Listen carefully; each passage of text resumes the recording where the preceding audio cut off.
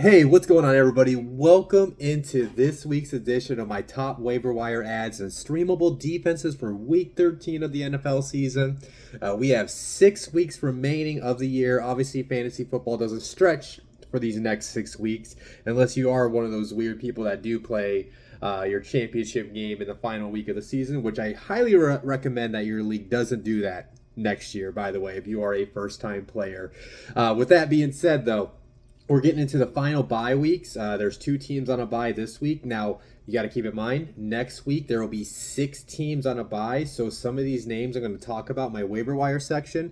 You might want to pick them up so they could potentially help you out if you do have to deal with some buys next week. So why don't I just go ahead, get right into the waiver wire section. I know it's late in the season, but as I always do, just in case I have a first-time listener, in my waiver wire section, I'm going to give you my top quarterback, running back, wide receiver, tight end, and flex ad of the week. And then these players I'm going to speak about, they have to have at least 50% roster availability, so there's a good chance when you go to hit the waivers, their name's going to be out there. As always, starting with the quarterback position, and usually my waiver wire ads, they're kind of more of a streaming quarterback ad most of the time, unless it was like a Justin Fields earlier this year. But with that being said, my top quarterback ad of the week, I'm going with the sensation that has returned back in New York for the Jets fandom hood up there. Mike White, of course, he's available in 96% of the leagues. This past weekend, he had the 315 passing yards and 3 touchdowns. Now, I do always like to know, that was against a Bears weak defense. But, he had some success in the past. Last year, he had that huge game against the Bengals where he had 4 touchdowns. Now, he ended up getting hurt, which ended up costing him time. But with that being said, he's got a number of weapons he gets to utilize there in New York. He's got Garrett Wilson, Elijah Moore, Corey Davis, Tyler Conklin, CJ Uzoma. We'll have to see if Michael Carter can play this week, but he's a threat out of the backfield as a receiver. With that being said, the Jets are facing the Vikings this week. The Vikings are allowing 19.1 points per game to quarterbacks. That's tied for the 5th most in the NFL. You can move the ball in the air against those Vikings defense. And when I was actually doing some research for a Colts Wire article, I was actually surprised to see the Vikings have the worst red zone defense in the NFL. So they allow the most touchdowns when teams enter the red zone, which is even more of a positive for a Mike White play this week. Again, I don't know if Mike White's going to get you to the championship game, but like Kyler Murray's on a bye this week. Like I said, there's 6 teams on a bye next week. I know you can't really use them against Minnesota then. But with that being said, obviously he came out, he lit it up. He's got a good matchup this week. So if you are looking to stream a quarterback and you want to roll the dice on Mike White, I think he's going to be worth a shot for at least week 13. Moving into my running back ad of the week, I am going to go with that rookie running back out of LA with the Rams, Kyren Williams. He's available in 64% of the leagues. If you weren't able to pick him up entering that game this past weekend, hopefully he's still out there for you. If anybody did not know this, but Darrell Henderson was released at the end of last week as a surprise release, so that opened up the pathway for Williams to look to carve out a larger role within that Rams offense. And this past weekend, he had 11 rushes for 35 yards, 3 receptions for 25 yards on 3 targets. Now, not crazy production, but as you guys have heard me say before, volume is king in fantasy football. I'm always looking to see who's going to get the most touches. I mean, when you're getting a running back that just got 14 touches out of the first chance, he actually had a legit opportunity to prove himself. They gave him an opportunity. They probably want him to be the lead back, right? Remember, Cam Akers was in the doghouse, 2 months ago. He wasn't even supposed to be on the team. Now, obviously, the Rams offense is nothing to get excited about these days with how many injuries they are dealing with. But with that being said, if you're maybe looking for a sneaky flex play, Williams might be able to get into your lineup. They are playing the Seattle Seahawks this weekend. They are allowing 23.1 points per game to running backs this year. That's the 4th most allowed in the NFL. He's definitely worth an add on your bench, especially as we go towards the back end of the year. You may have to deal with, like I said, 6 teams on a bye week, next week, and then injuries always happen to the running back position. And I always say this, they always seem to happen in the playoffs, so you always want to make sure you got some suitable running backs on your bench to deal with any potential injuries that may come over the next month. My wide receiver ad of the week. I'm going with Zay Jones. This is a guy that was like very popular earlier in the season, kind of died off, and now he's picking up steam as this Jaguars offense is getting a lot better over the last couple weeks through the air. Zay Jones, he's available in 75% of the leagues right now. This past weekend, he had 11 receptions for 145 yards on 14 targets. Yeah, you want that type of production out of any type of fantasy receiver. Now, when you look at the last 2 games, he's received at 24 total targets. So that's 12 targets per game. Anytime you're getting 10 plus targets a game, I don't care. I'm adding that guy on my roster because he should at least be on my bench. Because if I have to deal with a bye, if I have to deal with an injury, I know I can trust that volume of targets that he could see. And this weekend, too, he's going to be a good play because they're playing against the Detroit Lions. The Detroit Lions defense is now allowing 25.3 points per game to wide receivers. That's the 4th most in the NFL. So not only he should be picked up and added on benches, if you're looking for maybe like a low he's like a low end wide receiver too that offers you that wide receiver 1 ceiling if he gets this type of targets when he does, because when he's getting it, he's putting up crazy production. My tight end out of the week, you guys know how I feel about tight ends. Complete roll of the dice. The waiver wire is very thin out there. You're basically taking a shot in the dark, but I still think Foster Moreau is worth an ad. He's available in 61% of the leagues. This past weekend, he had 3 receptions for 33 yards and a touchdown. Now, what I like about it, he got to that 7 target range. You guys may have heard me say this in the past about tight ends. If I'm seeing a tight end get 7 to 9 targets, that's what kind of makes my eyes pop for them. Now, this next weekend, he is going against the Los Angeles Chargers. They're allowing 8.5 points per game. That is the 8th most in the NFL. And what's crazy, you guys heard me say this last week. Last week, there were 3 teams that are allowing tight ends to go over 10 points a game. Now it's down to 2 teams. That's just how bad it is for tight end scoring fantasy points this year.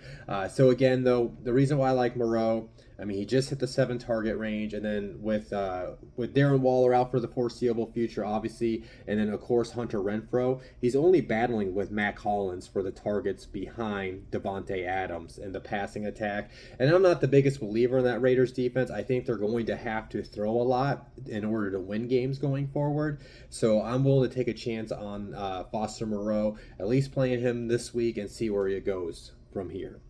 My other flex out of the week, I'm going with Nico Collins. He's available in 76% of the leagues. People don't know who a Nico Collins is. He is the 2nd wide receiver there in the Houston Texans passing attack. This past weekend, he had 6 receptions for 44 yards on 9 targets. Now, over the last 3 games, he's received at least 7 targets a game. So now he's starting to see a consistent target load. And then when you look at the Texans, they're a terrible team, right? I really don't like the quarterback situation, but at the end of the day, the Texans are going to have to throw the ball a lot because they're always going to be down by a significant deficit in every single game that they're in. And then when you look at the matchup this week, he might be a decent play. The Cleveland Browns, they are allowing 22.2 points per game to wide receivers this year. That is the 9th most allowed in the NFL. So Nico Collins right now is definitely worth a spot on your bench. And then if you need somebody in your lineup, I think he's worth a shot because he's starting to see a consistent target flow of targets his way. And like I said, this Texans offense is going to have to pass the ball because the team stinks and they're just going to be behind in a lot of games. So again, my quarterback out of the week, Mike White. Running back out of the week, Kyron Williams. Wide receiver out of the week, Zay Jones. Tight end out of the week, Foster Moreau, and then flex out of the week is going to be Nico Collins. Moving into the top streamable defenses for Week 13. Again, these are defenses that have to have at least 50% roster availability to make them more of a realistic streamer out there. If you've been like me and picking those defenses off the waiver every single week. So let's talk about the first one.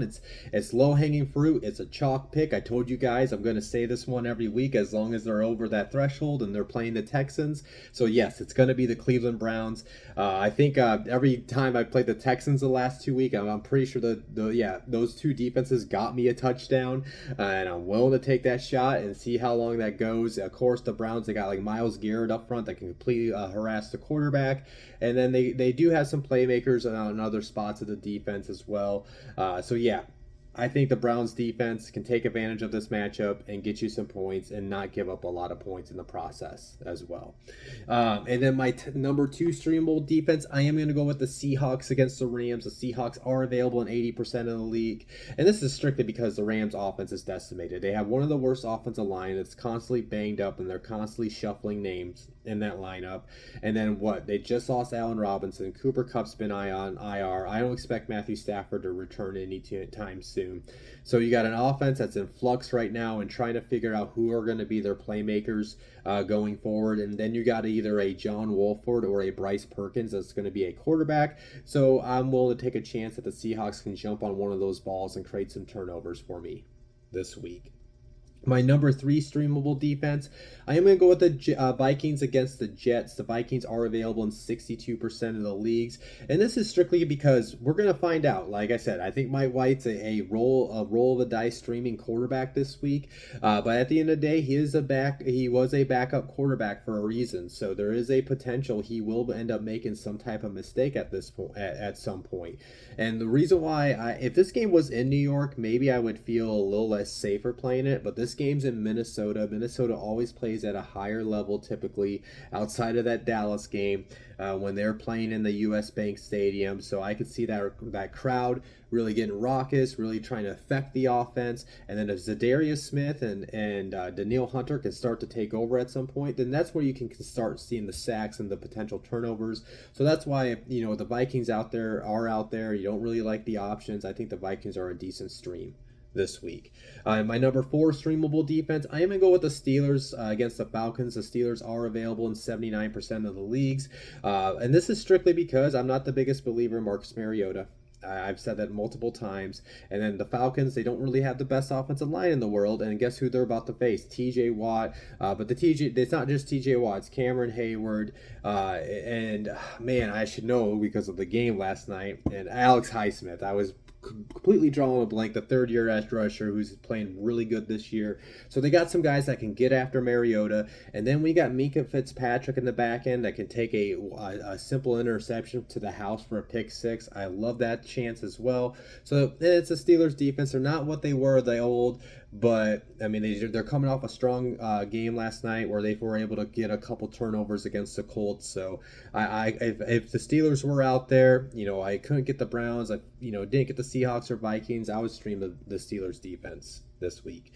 My number 5 streamable defense, I decided to go with the Packers against the Bears. The Packers are available in 63% of the leagues, and this is mainly because we don't know the health status of Justin Fields. Honestly, they want Justin out there for his development, but at the end of the day, where is the Chicago Bears team going for the rest of the year? Honestly, if he's not 100%, I don't think, in my opinion, they're going to play him. Why would they try to risk any further injury to his shoulder when he's your franchise quarterback in a season that is lost at this point? So I think he will come back at some point, but unless he's 100%, I don't think they're going to put him out in the field. So if that were to happen, and then it's Trevor Siemian, yeah, sign me up for that. And then the Bears offense just lost Darnell Mooney for the season. So even though this Packers defense has been a major disappointment on what I and most people thought they could be this year, this could be a matchup where if the stars end up aligning where Fields is out of the lineup, the Packers are all of a sudden a really good streaming defense this week. So again, my top streamable defenses for week 13: Browns against the Texans, Seahawks against the Rams, Vikings against the Jets, Steelers against the Falcons, and the Packers against the Bears. So yeah, that is this week's top waiver wire ads and streamable defenses. As always, if you enjoyed this video, make sure you hit that like button. If you haven't subscribed to the channel, make sure you hit the subscribe button so you can keep up with all my latest content as we finish out this fantasy football season. And then, as always, go tell a friend to check me out. And then if you guys have any questions about any streamable defenses or guys out there in the waivers that I did not talk about and you want to hear my opinion on, either get in the comments section. I'll return any comments that I get. Shoot me a DM if you do follow me on my social medias. And as I always say, if you're a friend, you got my number, shoot me a text and I'll get right back to you. I'm a hop off here. I hope you guys enjoy your evening or morning whenever you guys are watching this. I'll talk to you on Thursday morning when I do drop my top starts and sits for the week. See you then. Peace out.